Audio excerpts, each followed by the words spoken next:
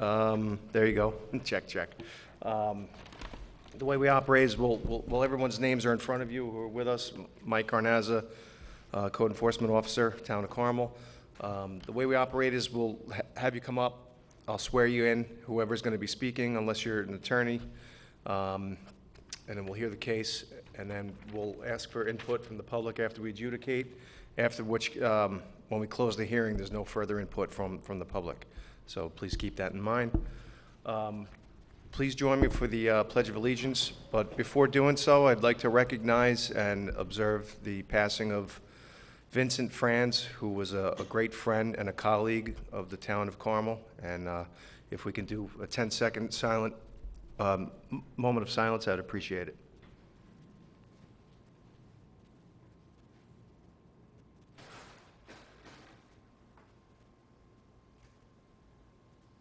And now the pledge.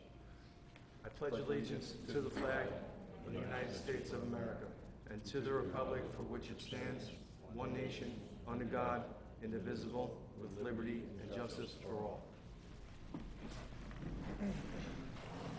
Thank you, everyone.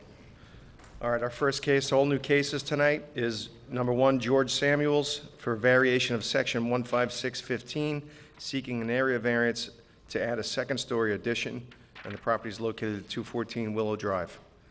Hello, everyone. State your name and address for the record, please. George Samuels, 214 Willow Drive. Raise your right hand. Swear to tell the truth, the whole truth, and nothing but the truth.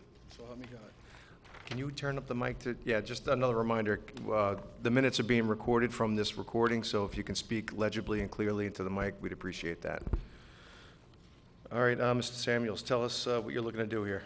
I'm looking to expand, put an addition on the front of my house, come out about 9 feet, which will add about 200 square feet to my already 900 square feet.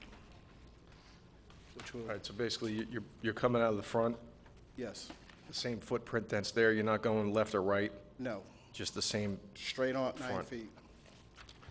all right, and you're in Secor, which is a sewer district, so there's no septic or anything that you're encumbering? No, There's no other property that you could buy to make this conform? Obviously, you're kind of landlocked there. landlocked. I have to come outside to change my mind. That's just how small it is. All right. You talk to your neighbors? Yes. Any issues, concerns? None whatsoever. Okay. I'll open it up to the board. Rose? No questions. No questions, thank you. No questions. No questions. No questions. All right, and I'll open it to the public on this application. Anybody wish to be heard? Okay, thank you. You're welcome. Have a good evening. You too. All right. Number 2, Motion to close? motion to close the hearing. Second? All in favor? Aye. Thank you, Phil. Application number 2, Guy Zelli, for a variation of section 15615, seeking an area variance to retain existing 6-foot fence on north and side of property. Property is located at 85 Entrance Way. You are? Good evening, I'm Guy Zelli of 85 Entrance Way. Raise your hand. Swear to tell the truth, the whole truth, nothing but the truth, so help you God. I do. Thank you. All right, bring us through it. Okay, I'm here to request a variance for a fence that's on my property on the northern side that's been there since before we purchased the property back in January of 2004. We have a letter in our packet from the neighbor that adjoins that side of our property that shares that fence boundary with us in support of the fence, as well as pictures to show that the fence doesn't obstruct anyone's view of the street. Okay, it looks like it's been there for a while. This never got picked up on a title search or anything? No, sir. All right, and the neighbor that you share the property line with is okay with it? Is that who the Yes. letter came And from? there's a letter from her there, yes. So I guess they didn't realize they needed to get a variance for this fence when they put it into the previous owner, you think? I assume, yes, sir. Okay. Yeah, so you had some pictures here. I mean, in my opinion, it blends in with the landscaping and the screening that's around it. But we'll ask the board what they think. Mark, down here, Looks good. any questions, No concerns? questions. No question. Mike, No Phil? questions. No questions, thank you. Why is this coming up now? I believe a complaint was called in by the neighbor on the other side of my property for an unrelated issue. For an unrelated issue? Okay. Do we know what that This is? wasn't picked up by Dennis? It's a borderline dispute between myself and that neighbor that's currently in litigation. Okay. All right, I suppose someone will want to be heard on that, so at this point, I'll open this up to the public, if anybody has any comments or concerns. Good evening. Hello, members of the board. So my name is John Malloy. I'm a lawyer. I live in town. I represent Christine Hickey, who lives just south of the Zelli property. And we've commenced an action against Mr. Zelli to remove a deck that encroaches into the Hickey property by 3 feet, a set of masonry stairs, and a retaining wall, a 3-tier retaining wall. I have a survey that was done by David Odell back in just within the last couple of months. It was done January 26th, and I can show you the property line. Okay, if I approach? Sure. So this has, You got to use a microphone. this has the property line. This is the back of the property. This is, and again, this is the southern boundary. The retaining wall that was built along the east edge of the property exceeds the property line and goes 3 feet into the Hickey property. This set of stairs encroaches into the Hickey property. This deck up here encroaches into the Hickey property. And we brought suit, and if anybody wants to take a look, this is the only one of these that I have, so I'm going to ask for it back. We brought suit, and there's a claim for adverse possession. So Mr. Zelli is seeking to take the land from Ms. Hickey that the deck is on, the stairs are on, and the wall is on. I don't think he's going to be able to do that. All I'm asking tonight is that you not consider this application a la carte. Don't piecemeal it. I believe Mr. Zelli is going to have to do something with the legality of the rest of his property. The deck, not only is there no setback, it encroaches 3 feet. There's another deck next to that deck that's right along the property line, and there's a variance for that. So they knew about the variance, and I think that was the previous owner. They knew about the variance process. They ignored it when they built the other deck. I don't know if Mr. Zelli built the encroaching deck or if the previous I was owner. going to ask if that was existing, or, We don't know. We don't know. We're still researching that. But I can tell you that the wall and the masonry stairs were built about 2 years ago. So Mr. Zelli had those done.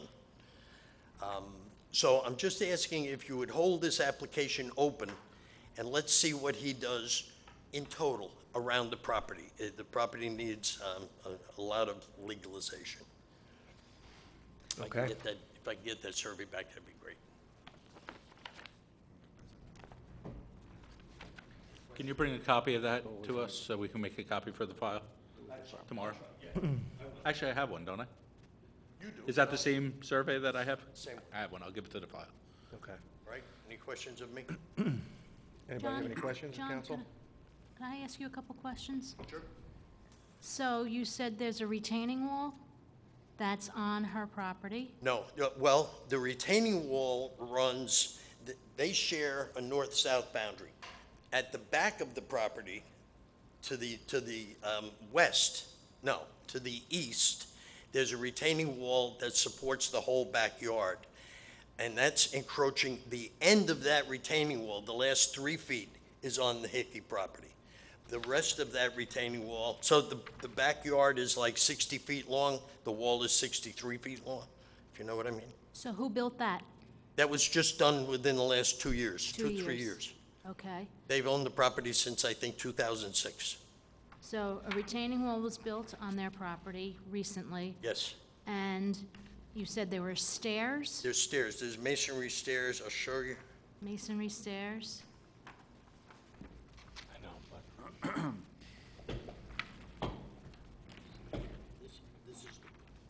This is my client's property, this is the Zelli property, this is the property line. These stairs encroach into And- the Hickey property. And these were within the last 2 years? Yes. Okay. 2 years? 4 years. 4 years, but since they bought the property. And anything else? What was the other thing? This is the deck, we're not sure That the deck. age of the deck. The Deck may be driveway encroaches somewhat, but that's out into the town right of way. Okay. When do you expect this to be heard? We're in discovery, so we have a conference later in August. This could be resolved by the end of the year. By the end of the year, or it could go into the new year? It could. Okay. Because we're only hearing that one portion of fence in the front. I know. Okay. And not for anything, Mike, but those other violations have not been complained to the building department or, Yes, they have. They have. Dennis went out there.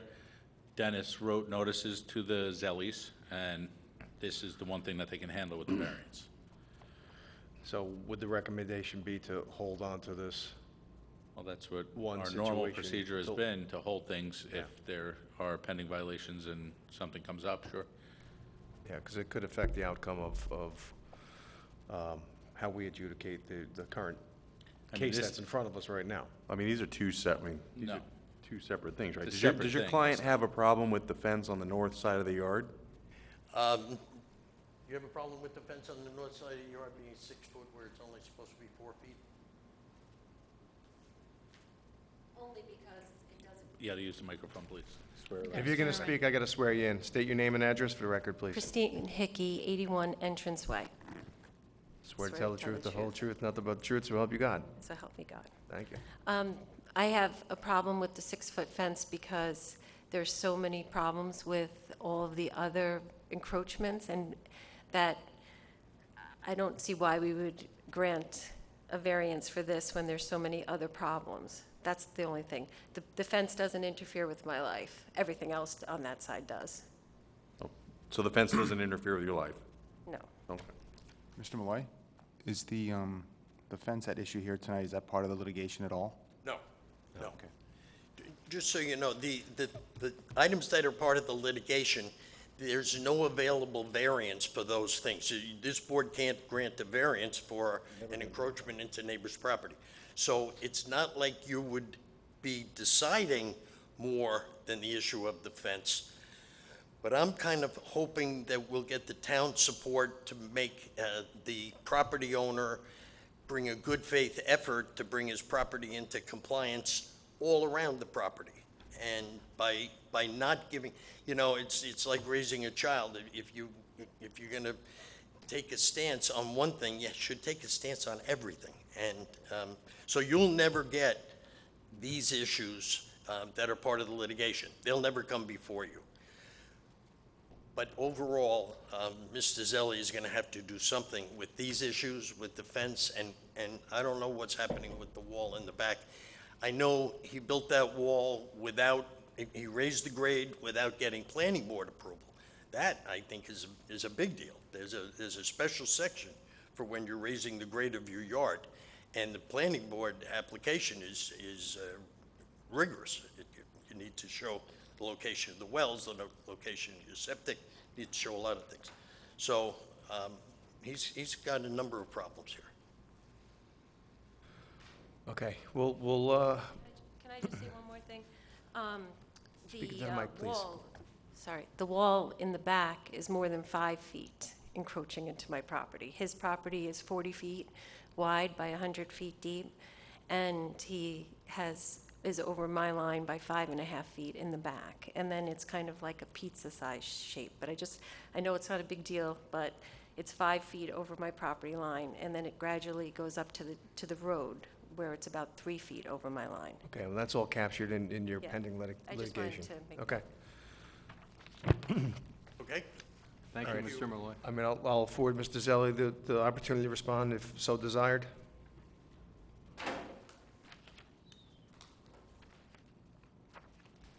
My only response is that I don't believe anything with the litigation has anything to do with the variance we're requesting, as it's on a separate side of the property, has nothing to do with litigation. I would correct some of the misstatements in the litigation, but it's not really for the zoning board. Right. So I No, don't thanks really for see the purpose in recognizing debating that here. Okay. But I just would like to point out again that the two items have nothing to do with each other. Thank you. Okay, thanks. All right, any other input from the public on this application? All right, we'll decide when we adjudicate, but I'll look for a motion to close the hearing. Motion to close. Second? Second. All in favor? Aye. Thank you.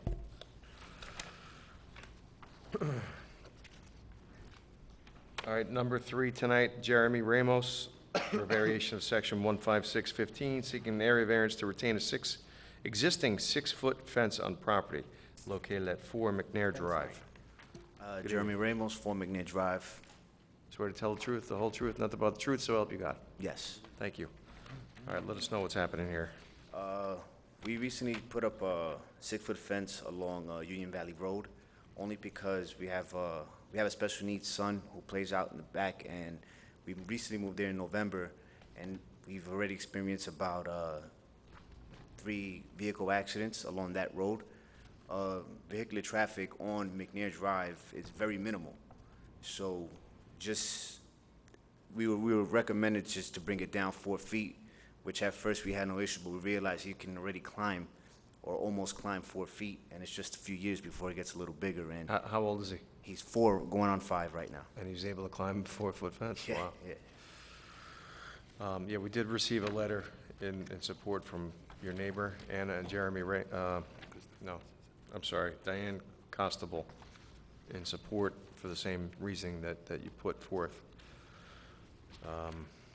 You didn't realize you needed a permit and a variance for it when you put it in?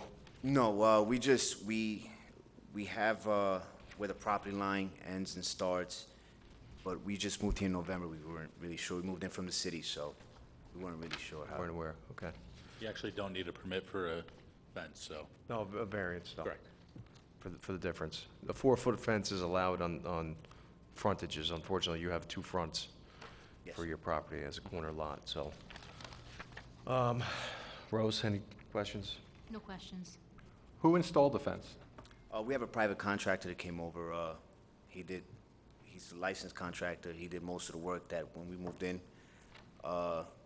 He did mention you might need a permit. He said, but he wasn't aware. And once we got the notice, I came right over here, and whatever paperwork needed to be done, I did it, timely Okay. manner. Thank you. No, we appreciate that. No questions. No questions. All right, any input from the public on this application? Okay, thank you. Thank you. I'll look for a motion to close the hearing. Motion to close. Do I have a second? Second. All in favor? Aye. Thanks. All right, number 4, Margaret McMahon for variation, section 15615, seeking an area variance to add a deck to an existing pool. Property is located at 65 Cortlandt Road. My name is Dusty Rothacker. I represent Tri-County Maintenance and Contracting, and I'm representing the McMahons. Okay. What's your address? Route 6, Carmel, New York. Okay. Swear to tell the truth, the whole truth, and nothing but the truth, so help you God. I do. Thank you. The McMahons contacted me in March to construct a deck up against their above-ground pool, which was installed several years ago. It was permitted. It is conforming to the 10-foot side yard setback of an above-ground pool. But this year, as they've found it increasingly more difficult to climb into the pool, as I'm beginning to, they would like to construct a deck. And unfortunately, the deck is 14.3 feet from the property line. So it's a .7 variance that you're Exactly. looking for. So we are hoping that you would consider granting them their request of a .7-foot variance to construct a deck Yeah, and I up saw against the pool. it's downhill, so it's kind of a Yes, sir. steep approach to get to the pool. Yes, sir. There's no other property or anything that you could buy to come into conformity? Yes. Okay. Yeah, the pictures show as such. And this is your design too, with the Yes, it is. framing and decking? Yes. Is there going to be there's a fence around it, right? Yep. Yes, absolutely. Okay. Gate at the bottom of the stairs.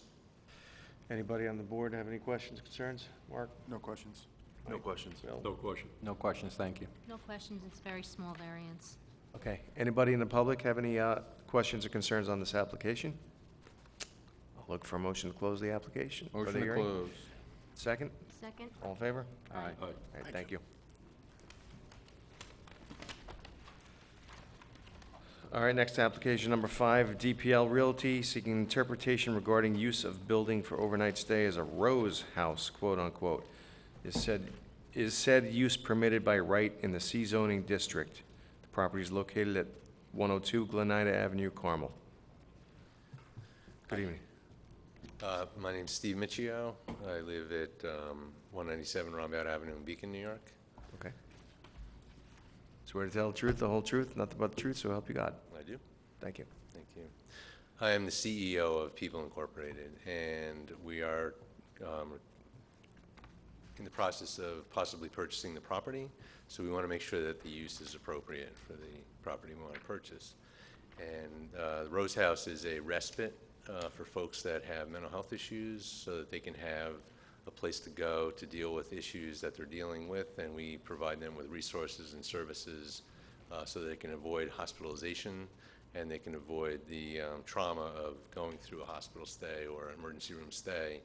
And we've been doing this for 18 years in different communities in the state of New York, and have been extremely successful in providing that kind of service.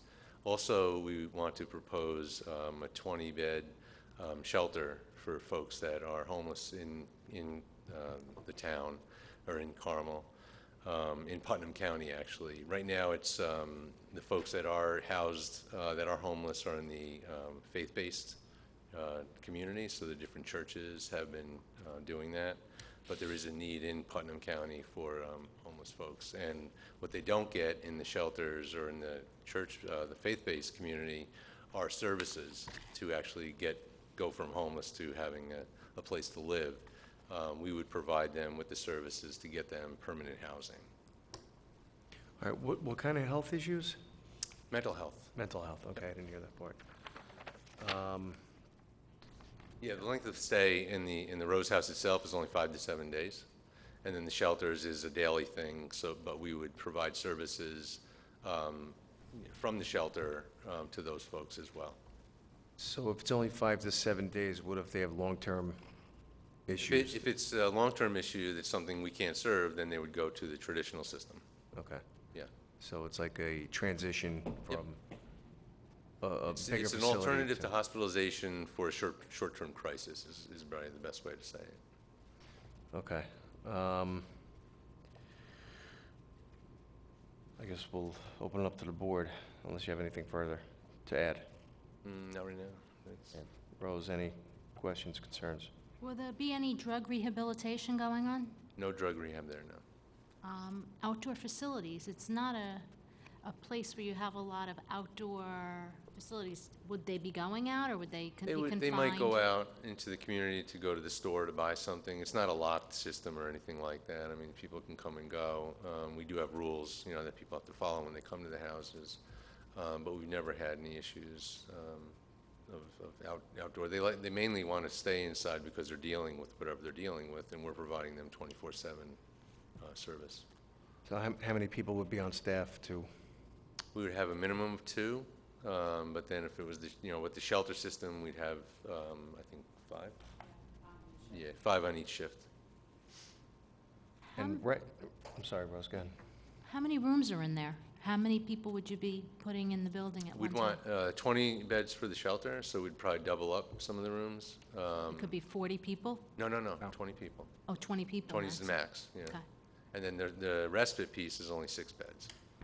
An additional. Yeah.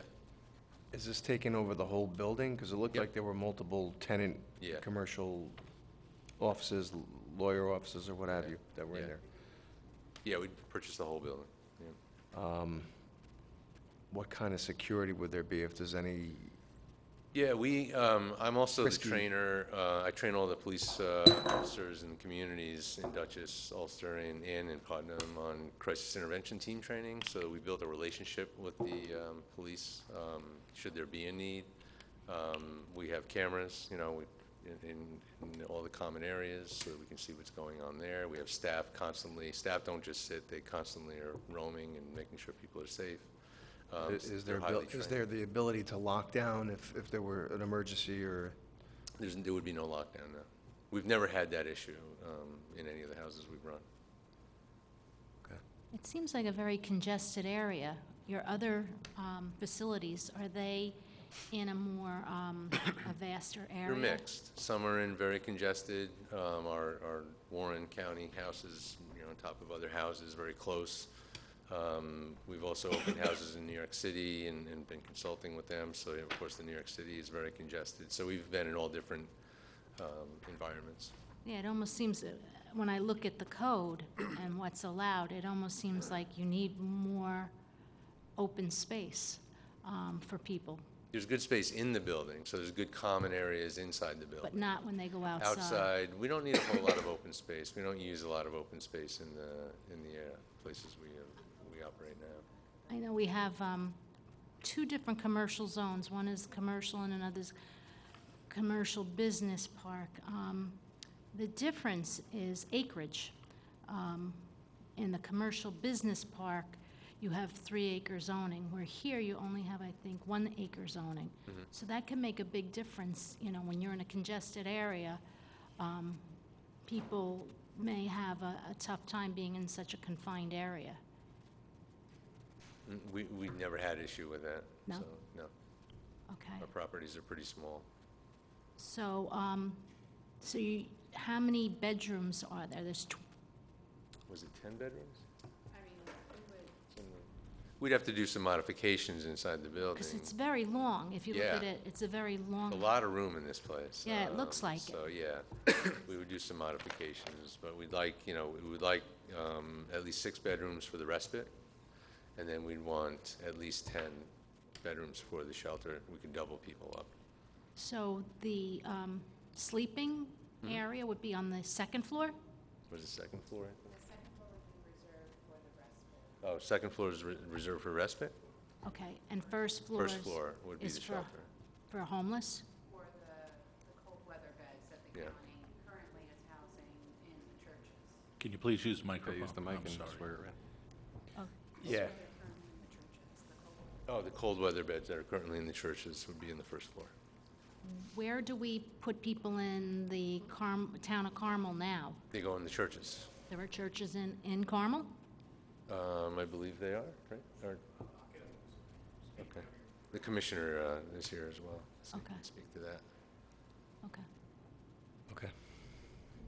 Do you have any affiliation with DPL Realty? DPL Realty? Yeah, that's the applicant. Yeah, they're selling the property, yeah. Okay.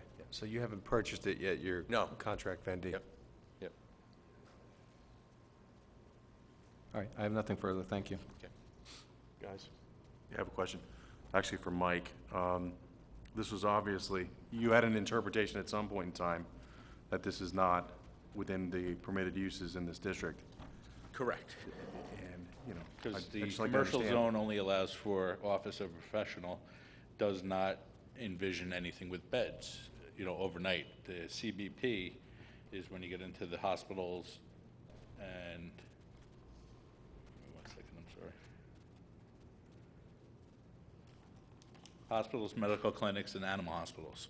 That's in the larger zone, which is the commercial business park. That's for me, that's it for me. This is the typical medical office. It has the overnight, it has the shelter, as you were saying. So it's a little bit more, it wasn't clear in here, that's why they're here, to get an interpretation from the board. Mark, do you have that open? Do you want to just list what's written in there? No, I'm good. No questions. Always asking you to list the permitted uses.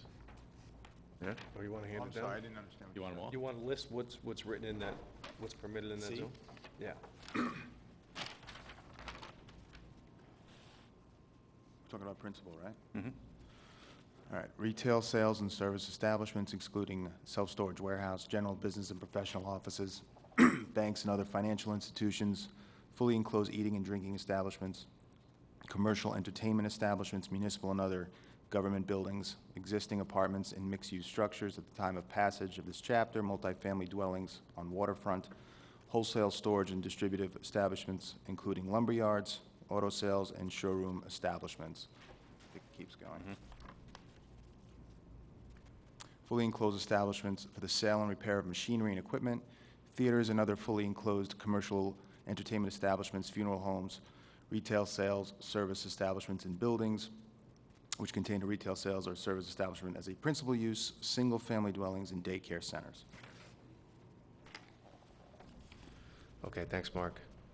On top of that, there are additional conditional uses, but none of them are, Overnight. no, none of them are anything medical even. They're not medical, but they are Elevator overnight. office building, professional and general office would be the only one that was closed. Everything's motel, multifamily, existing gas stations, fast food restaurant, design shopping center, hotel, fraternal, social, civic, or other semi-public clubs, house of worship, public transportation, public utility, bed and breakfast, multifamily, and rec center. Okay. Our original house was put under, it was in Milton, New York, under a bed and breakfast zoning. They felt it was the closest to what we were dealing with. Right. Okay, anything else from the board? All right, I'll open it up to the public at this point.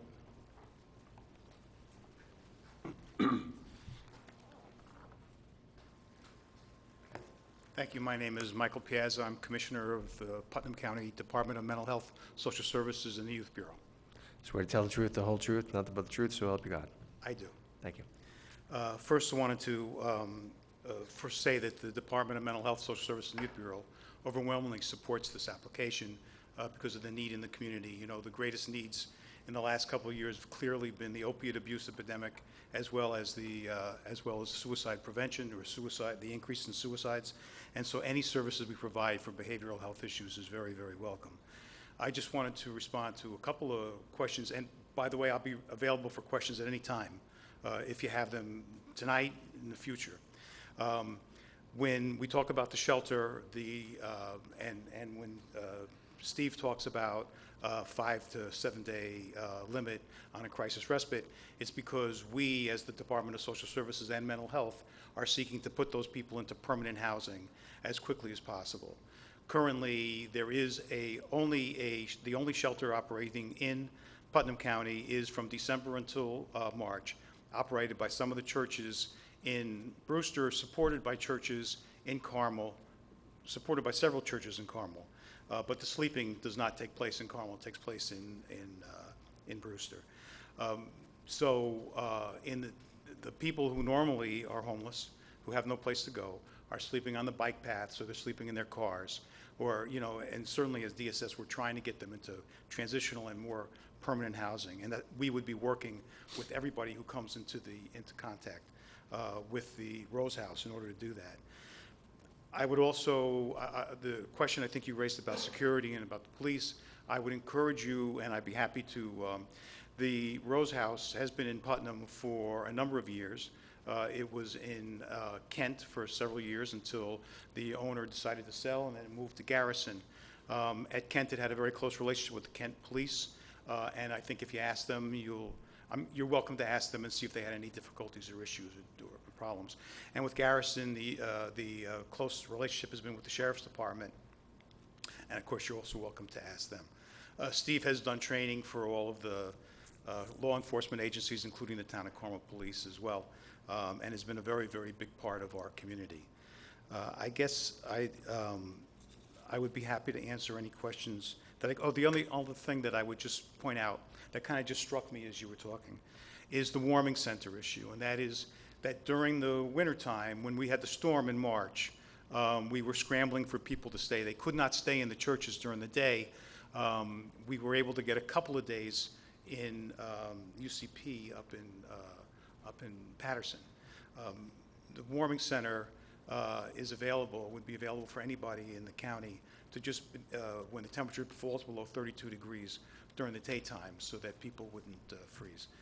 This doesn't really happen. Most of the people go to work. There are people that are homeless that go to work. There are people that are homeless that go to work in snowstorms. And so there's not an issue of them hanging out during the day. They have places to go, so. Yeah, any other questions, I'd be happy to answer. Who restricts the time that someone's staying there? I mean, you mentioned 5 to 7 days. Right. Who makes sure that that person's not staying beyond? the allotted time? Well, the rules are set by Rose House. On the crisis respite piece, which is separate from the shelter piece, a person must have a home to return to, otherwise they will not be accepted. So we often, as a transitional period, if someone comes out of the hospital sometimes, and we need 5 days to get them into a supported housing program. Some of them are in Carmel, some of them are in Brewster, some are in all over the county, but they're in the county. We sometimes will use that. And other people go, they go from their home. They may live with their families, they may own their own homes, but they go for crisis respite so they can avoid going to the emergency room. Understood. Okay. One question, the people that are, that will use the homeless shelter portion of it, do they go through your office to get in there, or can they just walk up and say, I would like a place to sleep tonight? If you look at the people who go to the Brewster shelter in the wintertime, some of them are known to us. And when they come to DSS, we are trying not to have them go to shelter. We're trying to get them into more transitional housing. But there are some people who go to shelter that are not known to us. Now, they can become known to us, and they should be known to us. One of the advantages of working with this type of a program is that the faith-based shelter can't offer other supportive services. They have volunteers. They have one paid staff that watches people overnight, and they have 2 volunteers from the churches. And then they close the doors at 6 a.m. The model that Steve proposes and what I know will operate there's staff that's there to provide support, to get people to program, to do other things. So hopefully that answers your question. Mike, if the interpretation doesn't pass, and what would be the next step for them, what they could do if they wanted to proceed with the program? Seek a use variance. Thank you. Why did you select this building as opposed to something else? What drew you to this particular spot? That they would answer that. This building is perfect. The design is nice for folks to enter. There's a rear entrance, so it's not right off the street. You know, people can't, be out front hanging out. Inside, it's just in great shape. And a lot of the places we've been looking at haven't been in the best shape. So we want to do as little renovation as we can, and this was a building that was really appealing to us. Yeah, plus the proximity to the hospital is important, and we're closer to the hospital here than we are in Garrison, which helps. You didn't look at anywhere where there were more grounds? Oh, yeah, we You looked did? all over. Oh, sure. Yeah. Sure. Yeah, And we you looked just all found over. this to be? This is the most appealing to us as far as use for the services that we provide. The grounds are important, but inside is what's more important, because that's where we provide the service and have the engagement and the relationship with the people we serve. It just seems a shame that they're going to be stuck in a building where they could be outside, sitting. We have one house that has a lot of acreage, and they don't go outside. They really are in a place where they feel safe inside the house, working with our staff and working with their issues, and then they want to go. So that's, we always thought the grounds would be important, and they are. And the grounds will look nice because we decorate and we design and redesign and landscape nicely. But it's really the service we provide that's more important to the people. She wants to talk so bad. Why don't I just swear you in and come up and speak? Swear in, 'cause she just can't be quiet. They come to get rest, is what she's trying to say. I'll just tell you who I am. Speak to the microphone, please. Kara Pace, 256 Route 82, Hopewell Junction, New York. Swear to tell the Swear truth, to the whole tell truth, nothing but the truth, so help you God. I do. Thank you. The majority of the people that come to Rose House are looking for rest and support. They could come for 2 days, they come for 3 days, 5 days. They will refer themselves to avoid going to a hospital visit. They're regular folks in the community, they have jobs. Some of them come, stay with us, they'll take a sick day from work, rest 1 day, go to work for a few days from our site, and then go back home because they've resituated themselves and balanced things out. These aren't people, they're just everyday folks. There's a lot of mislabeling of individuals, suffering with mental illness. We don't have complaints in the communities that we are in. We have our house in Glens Falls. It's like a typical city row house. We have sidewalk space in between our neighbors. We're just like everybody else in the neighborhood. So that's what the respite beds are. And then the county had a need, to consolidate the beds. And folks are working. People are homeless and they have jobs. They have a place to stay. They are going somewhere during the day. They don't need recreational therapy outside. So, we would maintain the facility. It would look as great as it does, if not better, after we take it over. And the building size meets all of our program needs. It will also meet any type of regulations that we have to follow with the state of New York, because you can't just run a shelter without having a certain number of square footage to be in compliance with state regulations. Mike, would they need to do anything for fire alarm wise and like Yes. sprinkler upgrades or I anything think like they have that? sprinklers now, but they would have to obviously make it correct for the walls they're putting up, so. Yeah, it's required by the state anyway, Yep. so, But they do have a sprinkler in that building, I believe, right? yeah, I think so. All right. Come on up. It would also be licensed by the state of New York. Sorry, it'd be also licensed by the state of New York. So all of those safety features they would have to conform to all of the requirements. Okay. And they are significant. Understood. All right, does anybody else wish to be heard on this application? Okay, you guys are all set? Thank you. Thank you. Thank you. I'll look for a motion to close the hearing on this application. Motion to close. Second? Second. All in favor? Aye. Thank you. All right, number 6, Linda Eisch, for a variation of section 15615, seeking a lot area variance for a vacant lot. The property is located at 313 and 317 Westlake Boulevard, Mahopac. Representing, Bill? For the record, my name is William Schilling, and I represent the applicant. Linda Ike is here Turn it this up, Bill. evening. I'm not sure whether she'll be called to testify. Would you like to? Why don't you take the oath now? Let's swear you in just in case you have something to say. Name and address? Linda Ike, 3228 Redwood Street, Bedford, Texas. Swear to tell the truth, the whole truth, nothing but the truth, so help you God. I do. Thank you.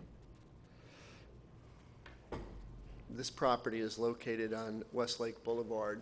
It consists of 2 lots. The addresses are 313 and 317, and the tax maps are 64.16-1-10 and 11. As I said, they're currently comprised of 2 lots on Westlake. The total acreage is over 30,000 square feet, or over 3/4 of an acre. The zoning is residential, 3 acre. The property is vacant land. What we seek is an area variance for lot area. In all other regards, our application will comply with dimensional setbacks and what have you as we go forward, if we go forward. We've submitted an affidavit of Ms. Ike and a memorandum of law in support. Very briefly, the facts are that my client and her late husband, Dennis, purchased the home in 1974. She purchased a house and one of the subject lots. In 1982, Dennis, due to employment requirements, moved to Texas, sold the house, but retained one of the lots, planning to return to Mahopac in the future. Over the years, there's letters scattered about in the file about engineers on behalf of the Ikes talking about what they would need to get a building lot, or what they would need. And Nick Molay conveyed one letter assuring them that they would need to get an area variance, but that he thought, the letter stands for itself, but it was an encouraging letter from the then building inspector. In 2005, my client purchased the nearby lot, making the total about more than 30,000 square feet. It is now a size equal to or larger than many of the lots in the area. The lot, which is highlighted in yellow, represents the two lots merged, and all the other lots are equal to or smaller than the lot that we proposed to you this evening.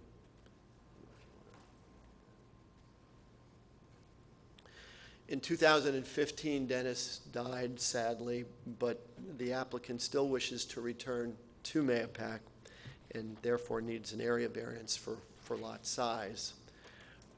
On the issue of the law, it's a balanced test. It's the benefit to the applicant versus the detriment to the neighborhood.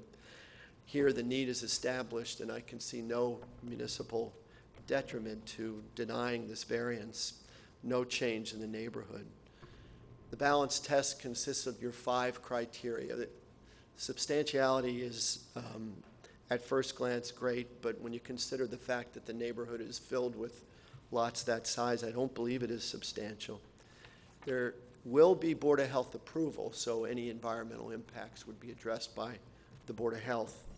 The neighborhood wouldn't change. Most of the lots are built on, or most of the houses are built on lots equal to or smaller than this lot. My client already obviated one need and bought another lot nearby in an effort to make it bigger and make it more suitable for development.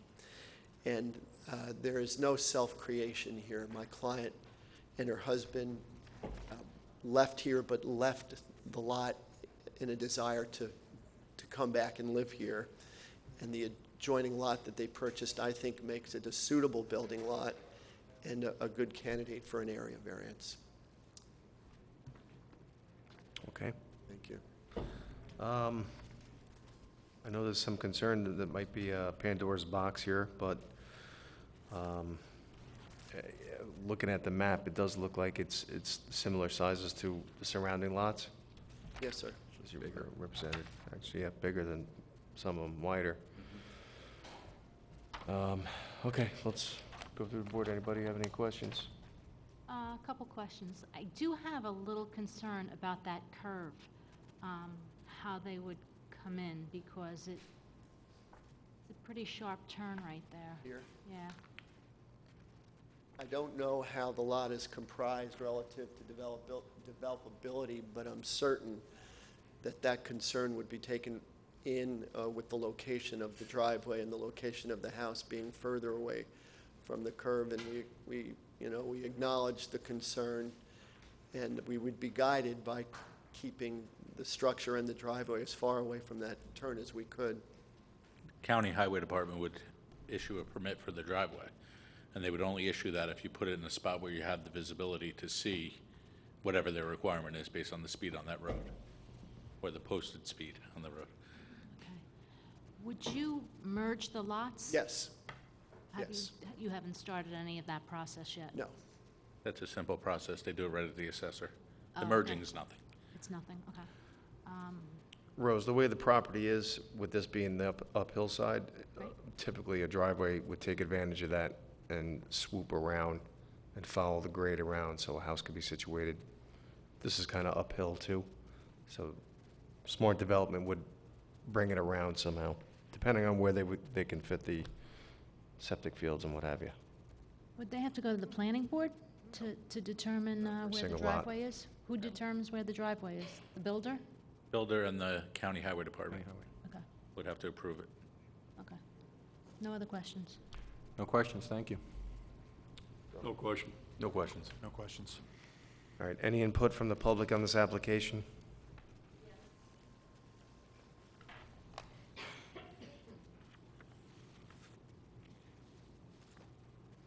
Name and address for the record, please. John Bangor, 321 Westlake Boulevard. Raise your right hand. Swear to tell the truth, the whole truth, and nothing but the truth, so help you God. I do. Thank you. I have serious reservations, particularly concerning the lack of impact on the surrounding area.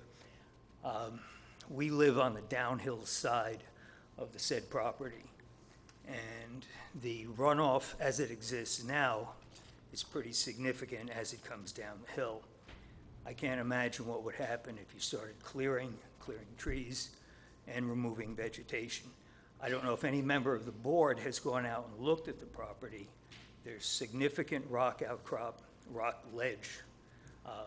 We know this because when they drilled our well, they went down only, excuse me, only a short distance before they hit solid rock. Our backyard consists of the extent of that rock. And I do know that approximately 30 some odd years ago, an engineer who lived in the town, now deceased, John Swanson, was back there looking for a place to conduct a perk test. I heard somebody in the back clunking around, and when I went back to see what he was doing, he informed me he was trying to find a suitable spot. He could not find any place there. He had looked high and low. The final factor is any possible area for a septic field would come right down the hill to where our well is located. On the Well, back of our that would be under the purview of the health department, and they I wouldn't understand approve, that. they wouldn't be able to approve a buildable lot without those parameters. Right, right. I'm aware that's their piece. I also have a letter from my neighbor, the Froat family who lives directly across the street. I'm not sure what their property lot number is, but if I can submit that. Thank you. Was it submitted prior? No. Yeah, this is the one that was submitted to us. I'll read it for the benefit of the public. It's dated July 23rd, 2018, from Robert and Mary Froats. We are unable to attend the hearing on July 26, 2018 at 7:30 p.m. because we will be in Florida visiting our elderly parents. We are against granting the variance to Linda Ike for a variation of Section 15615. The code requires 120,000 square feet, and there's only 30,000 plus square feet provided, making it a poor decision to grant the variance. The variance is 3 times the existing amount, which is extremely unreasonable. Having lived on the lake for 6 years, we want to preserve the natural resources surrounding our area and only build if the property meets all the existing legal requirements. We could be reached, yada, yada. Okay. We'll submit that for the record. In my final statement, I knew Linda Ike and her husband because when I moved in 40 years ago, they were our neighbors across the street. I have no objection to Linda Ike living next to us. My concern is that property, to do something to that, to make it buildable, would have tremendous deleterious effect on our property. As I just can't see any other way to address those concerns. Okay. Thank you. Was a perk test done? Was a perk test done yet? No? You didn't do any test for Board of Health yet, correct? No, I haven't done it yet, but there are 3/4 of an acre Can there. you speak to the microphone, There please? are 3/4 of an acre there, much larger than that piece of property. And they are using my property for their own use. And they have equipment on my property. They've taken over a lot of my property already. And that's the only reason why they don't want me to build there. Okay, that would be a matter not for this board, so. Yes. Just in response, as far as runoff is concerned, that I think is a preventative measure. I think Bill, the I'm sorry, just speak to the mic. It's hard for her to pick up. The gentleman raises runoff, and that is preventable with measures. I think the building department gets involved with that, do they not, Mike? With building permits and runoff? Yeah, that's part of the review for the IPP for And- the engineering department. And as far as the Board of Health concerns, and we know there's a challenge, but we also know that, we're inclined to do our best to get it. And as far as the neighbors are concerned, my guess is that our lot is bigger than the other 2 people complaining, and so it seems to me disingenuous that we can have a lot that's bigger than the people who are complaining and have them complain about the lot size. It seems to me to be unfair. Okay. Is that all you guys have? Anybody else wish to be heard from the public? Name and address for the record, please. Good evening. Anthony Valerio, 305 Westlake Boulevard, Mahopac. Swear to tell the truth, the whole truth, nothing but the truth, so help you God. Yes, I do. Thanks. Okay. We live on the south side of the property in lots 8 and 9. And right now, our concern would be with the well situation. We've lived in the house about 4.5 years now. And after a year we moved in, we had an issue with the well losing water. We had the well cleaned out, maintained. And then behind us, there was a vacant house behind us. Family of 5 moved in. And within a year, we had problems with our well again. And Boyd was drilling, he was worked on it again. And he suggested maybe the houses are taking our wells, using the same well. So if they build on the house now next to us, that's going to affect our well most likely a little more. And it's kind of costly to just keep repairing, cleaning it out. And the other concern is our septic system is in the driveway adjacent to their property. I don't know what adverse effects it'll have if another septic system is next to it, whatever. There's not a setback from septic to septic, but there is from septic to well. So they would have to keep their well away from your septic and their septic away from your well. But if they're What, 100 using feet? the smallest, 100 feet typical? I believe. Depends uphill, downhill. I don't want to Yeah, that's, misquote the. again, it's all Board of Health. okay. Again, they won't be granted a permit for a septic system or a well without meeting all the criteria and the parameters. Okay. So, thank you. Thanks. Anybody else wish to be heard on this application? I'll look for a motion to close the hearing. Wait. Oh,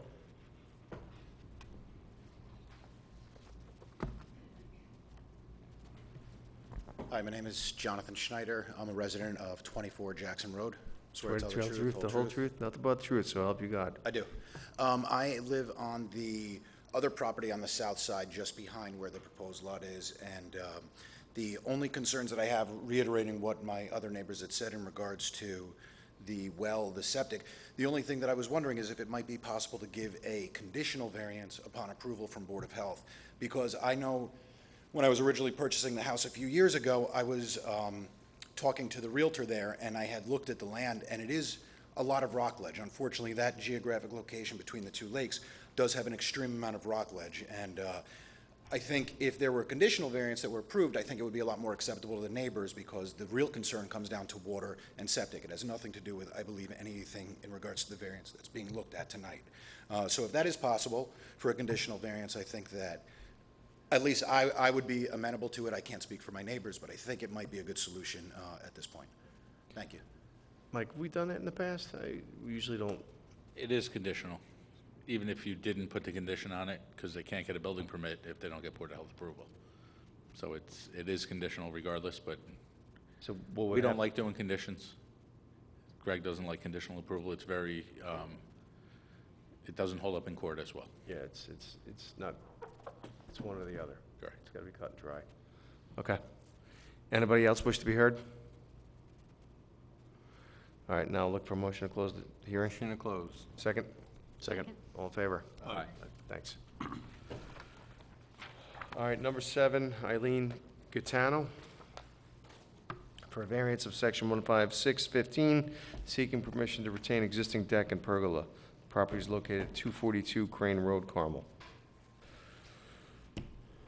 Ms. Catano could not be here this evening. This is 242 Crane, and it's 5410-1-10. The property is about an acre and a half. Bill, before we proceed, I understand that there's some litigation that's still pending, if you're going to Yeah, speak to that. Would you like me to talk about that first? Yeah, because if, The if we want us to hear the case regardless. policy for the town of Carmel and other towns is to make sure things get handled globally, so that you don't come in piecemeal for different variances, and that makes sense. The problem with this is, as you suggested, on the side of the property, there's a pool, built by the late Mr. Gaetano, and for which a building permit and a CO were issued. And it's the eighth wonder of the world how that happened. No one knows. It encroaches on the neighbor's property, and it is not in litigation. I've made efforts to try to reach out to counsel for the neighbor, and the neighbor himself, my client, has reached out to the neighbor. There's been no progress in that regard. But as I said, the policy is to don't handle these things piecemeal. The fact of the matter is, presently, we can't do anything about the pool because it's being negotiated. So if the policy that you want to employ today is to not hear anything until that issue is resolved, we're okay with it. My only question to you or issue to you is that the pergola and the deck that I'm proposing requires a 3-foot 4-inch variance. And as opposed to the applicant before, where there was litigation and people encroaching on one another, it's not the same. We're seeking a very small variance for a deck and a pergola. The deck, by the way, was there and has been replaced. I have a CO at the original construction in '87 where the deck was there and it was replaced, and it may have been enlarged. But again, the deck and the pergola, which is the nature of the relief we're seeking today, is such a de minimis variance that my client would just like to get rid of all the issues and then, hopefully come to terms with the neighbor regarding the pool. So again, I'll defer to your policy if that's what you'd like to do. In my mind, it doesn't hurt anybody or anything to resolve this evening. Again, the difference between the last applicant and this one is my client, the late Mr. Gaetano, did everything he should have done and somehow got a pool that encroaches on the neighbor's property. And I have a copy of the CO and the building permit for the pool. Something happened. Nobody understands why. I don't even think the building inspector knows how that happened. But it did. And so if you're in a position to hear the deck and the pergola today, it's a notch out of the way, and we'd like to get that done. And if your policy is don't do it until all issues can be resolved, I'll defer to your judgment. I think I'm going to go to the board, so I'm not a man on an island by myself. Let me just ask a quick question. What efforts are being done with the neighbor? Do you expect, just for example, if we hold this over for a month, do you expect that there's going to be some conversation and some? The neighbor had counsel and correspondences went back and forth. And as a result of those correspondences, a lot line was being proposed to be changed to make the pool entirely on the property. A surveyor, Beatty and Watson, went out and did the lot lines. Subsequent that time, there's been no response. I've made a number of inquiries to the attorney without a response. So I can't commit to that. I don't know what the position is of the neighbor. Is the attorney aware that this was on for today? Only to the extent that the neighbor is within 500 feet. The neighbor's aware. Right. She called me today. The neighbor's aware. Bill? Yeah. Why is it that it's happening now? Did the neighbor not know it was encroaching all this That's time? correct. They The just neighbor did not figured it- know. They finally found out, or figured out that it was on their property, sent me a survey. We checked the building permit. The building permit, they proposed it on the property, which only had to be 10 feet away. If you drive up the driveway, the trees are cleared 50 feet onto the neighbor's property, and the pool is half on their property, half on the neighbor's. So the lines aren't painted in the field, so you don't know exactly where it is when you're out there. That's what happened in this case. But Rose, if there's been no violation issued for the pergola and the deck, Mike and I have spoken frequently about the pool and about a desire on my part and my client's part to get it resolved. But we didn't come here because of anybody issuing a violation on this. My client, we had another loft issue that Mike and I and the Board of Health worked out, and so she's just trying to clean up. But except for the implicit violation which the pool presents, there's no violation. So let me get this straight. No one knew this was a problem for several with the years. pool? Because Mr. Gaetano's been gone for 2 years. Yeah. So nobody was aware of it up until, I think it came to light about 2 or 3 years ago. If you look at the property, you would think that the pool belongs on the client. I'm not saying that it should be there. I'm just saying it looks like it. where the tree coverage is and everything, it looks like it belongs on this property. But it's not. Half of it is on and half of it is off. well, why are you coming to us now? Well, because in reviewing it came to our knowledge that the pergola and the deck might have been built without a building permit. No violations issued, but she wanted to clean it up. I think she's probably eyeing the prospect of selling and cleaning up the things that her late husband left her. Okay. So I'll afford the opportunity to continue the hearing, and then we'll decide when we adjudicate. I'll be very quick. I've Fine. said all that, most that I want to say. The deck and the pergola, there's a 40-foot setback requirement, and we're 36.8, or 3 feet 4 inches. It's a rear yard. We submitted papers in support. House built in 1987, the CO's in place for a deck and for the pool. 2009, the rear deck and the pergola got rebuilt or built. In 2015, Mr. Gaetano died. Mr. Gaetano was the keeper of all records. My client knew very little about what was going on, except she believed that both those things had COs and was surprised to know that they did not.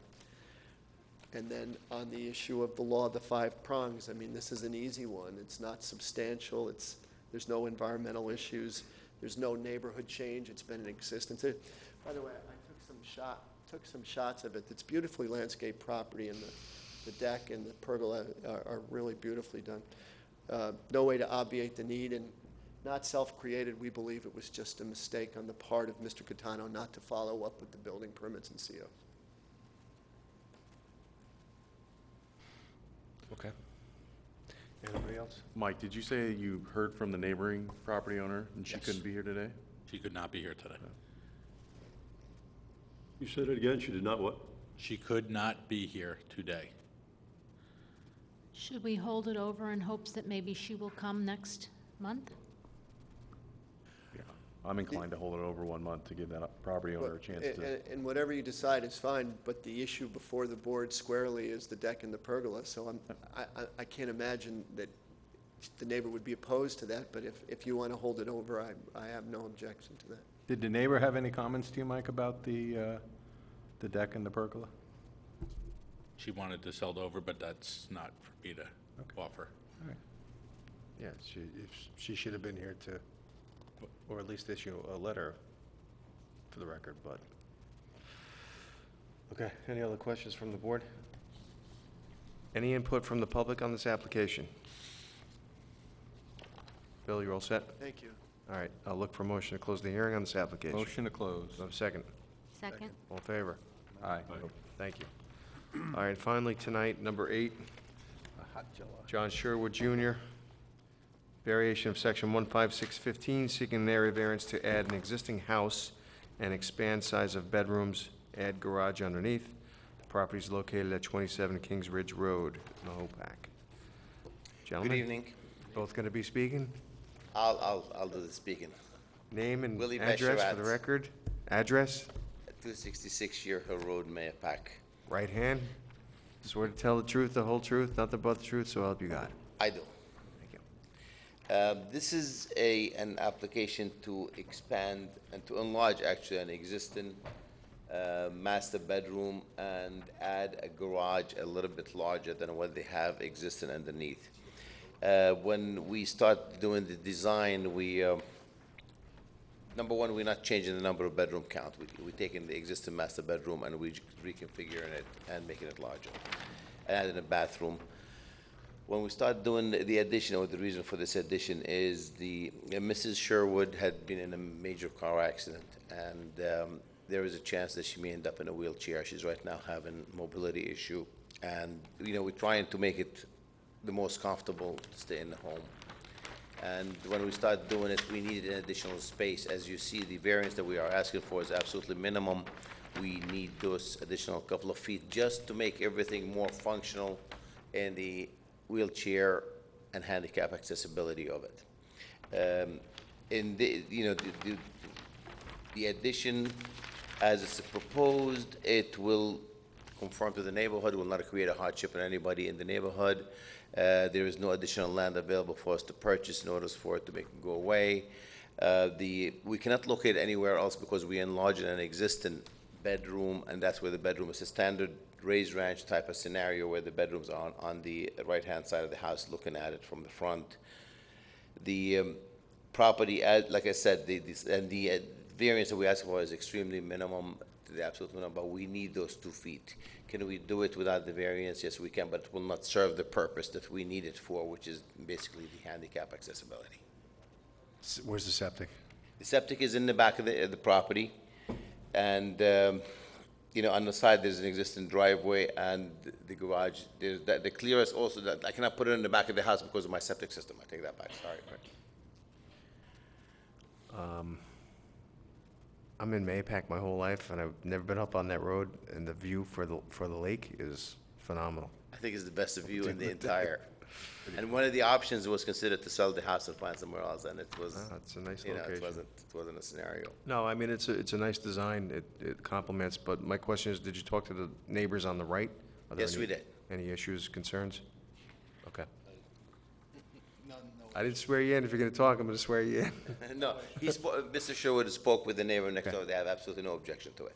All right. Board members, Mark? No questions. Mike? No questions. No question. No questions, thank you. Willie, there's the shed over here. I think that. That's gonna be removed. Oh, it's gonna be removed, Yes, okay. we're gonna be removing So we can condition it that Correct. the shed will be removed, okay. Okay. Anybody in the public wish to be heard on this application? Okay. I'll look Thank you for a very motion to close the hearing. Motion to close. Do I have a second? Second. All in favor? Aye. Thank you, guys. Thank you. All right, I think we're going to take a short break, and we'll be back in 5.